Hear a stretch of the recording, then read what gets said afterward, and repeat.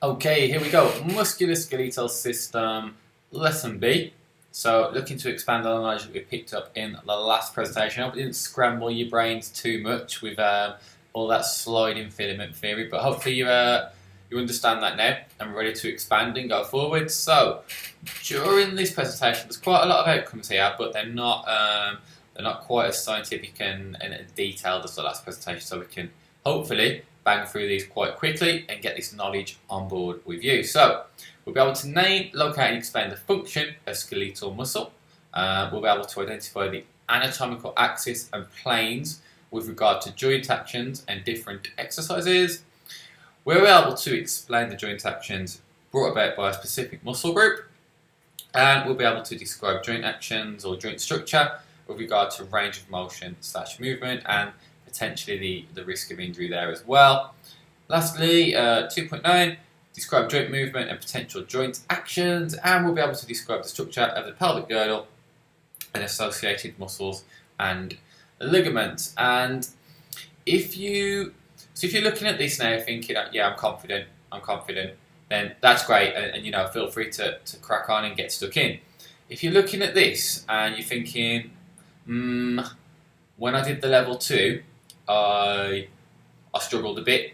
I didn't really understand the joint actions. I didn't really understand what flexion was, what extension was. I didn't really have a great grasp of pronation or supination, and you don't really understand what they are, okay? Maybe have a little bit of revision on level 2. Go away and look at that again, because this is going to expand on that and take it a step further. But if you're confident, or even if you want to have a little bit of a look and see what's going on here, let's carry on and let's have a crack, because by looking through this, you're not only, in particular for this unit, you're not only picking up the skills to pass the exam, alright? These are things that you need to be able to do as a PT, alright? If you're going to be a good PT, if you're going to be someone that's going to earn the big money and someone who's going to be able to demand 25, 30, 35 pounds an hour, whatever it might be, but this is the kind of stuff that's going to help you, and it's going to set you apart from some of those other trainers who maybe haven't taken the time to get this knowledge on board, or maybe they did when they passed the exam and they've gone away and they've forgotten about it. So, when our muscles contract, alright, we have different types of contraction. We have isotonic, concentric, eccentric, isometric, and isokinetic, alright? And first of all, I'm going to look at the top one, which is isotonic, alright? So, it's used to describe muscle actions involving movement, alright? That's all isotonic is. It's muscle contractions involving movement. Isotonic contractions are muscle contractions involving movement. We won't talk about those too much, alright? The big boys, the ones that we need to concentrate on, are concentric, eccentric, and isometric, alright? So, a concentric contraction is when a muscle generates force whilst shortening. So, if we were to do a bicep curl, you can probably do this now while you're sort of listening and watching me. So, arm out in front, you curl your bicep, like you would if you were doing a bicep curl, and you can see your bicep getting shorter, alright? It's moving the elbow and the arm close to your body, and the bicep is getting shorter. That is a concentric contraction. So concentric is generating force whilst shortening. Eccentric, essentially, is the opposite. So it's generating force whilst lengthening. So again, if we look at the bicep, we bring it up towards the body and it gets shorter. That's the concentric contraction. We lengthen it, alright, and we bring our arm back down. So the second part of the bicep curl, that is an eccentric contraction. So, making something smaller, concentric, making it smaller, eccentric, and then we also have isometric. So, muscle generates force and remains the same length. That is if we were doing something like a plank, alright? So, we've got to stay still, we've got to keep our core tight. So, our core is really tight, it's working really hard, it's keeping us stable, but what it's not doing is it's not changing length. That is an isometric contraction. We have isokinetic at the bottom, so that's when muscles move at a constant speed, and we won't look at that too much, alright? Really concentrate on concentric, eccentric, and isometric.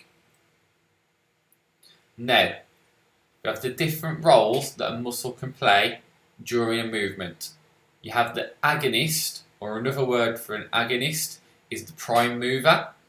And the prime mover is the muscle that causes a desired action. So, again, if we went back to our bicep curl, alright, our bicep is the muscle. If we do a bicep curl, our main muscle that we're working there, the prime mover, is our bicep. It's the muscle doing most of the work. Alright? If we did a leg extension, it's going to be our quads that are doing most of the work. They're the main muscle that's being worked. They are the prime mover. If we're doing something like I don't know, let's say we're doing a hamstring curl, the prime mover is going to be our hamstrings. But as well as the prime mover, we also have the antagonist. Alright, so we have the agonist doing most of the work, the main muscle. The antagonist is the opposing muscle. So, if we were doing again a bicep curl, when we curl the bicep, if you look at your bicep getting smaller, what the tricep has to do is it needs to relax, it needs to get longer. Alright, so it's getting loose and longer, and the bicep is getting shorter. So the antagonist is the tricep, and the agonist, the one that's getting shorter, is the bicep.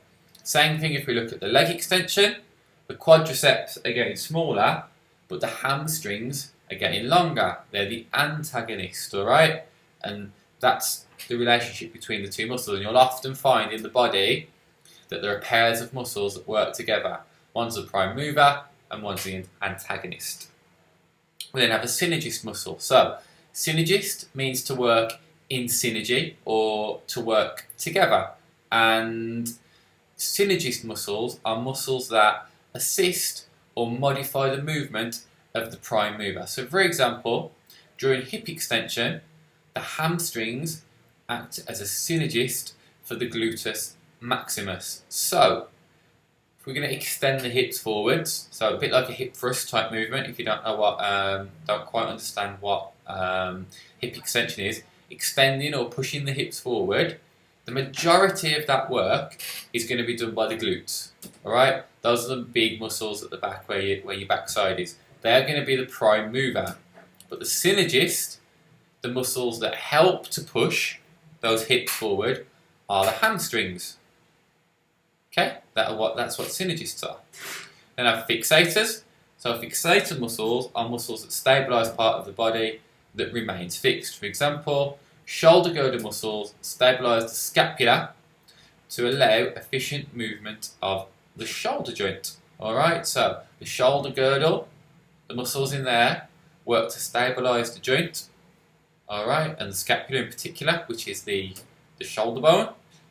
They keep that nice and still so that we can have efficient movement at the shoulder joint. So we have agonists, antagonists, synergists, and fixators.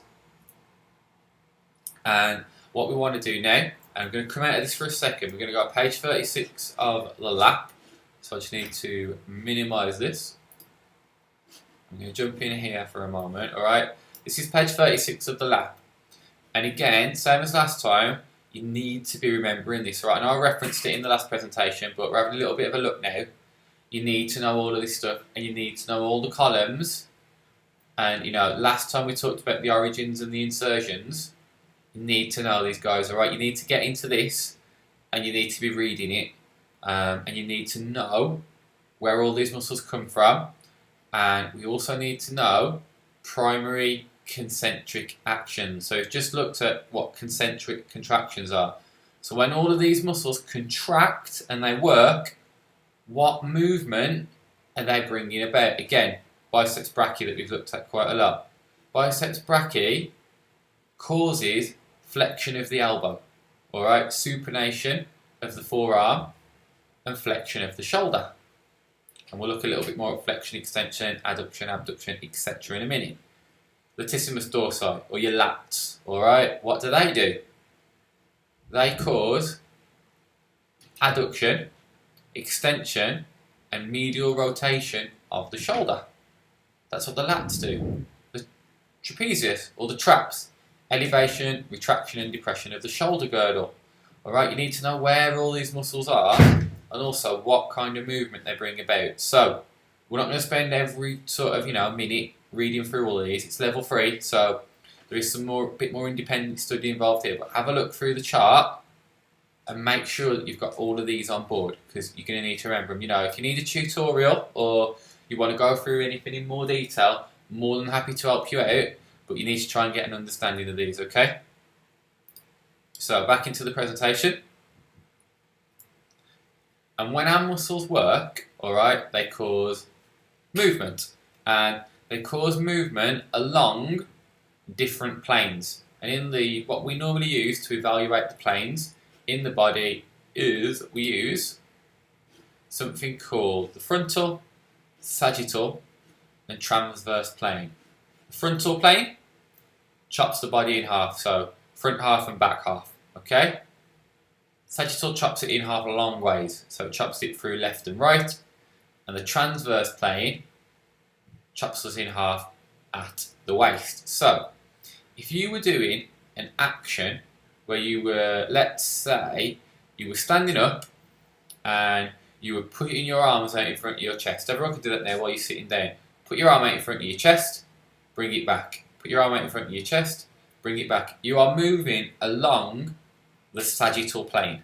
Alright? See that yellow one in the middle? You're moving along it. So it's not about breaking a plane, it's not about which plane are you moving through, it's which plane are you moving along. The transverse plane, if we were to shuffle side to side, okay, look a bit like a sidestep movement, that would be moving along the transverse plane.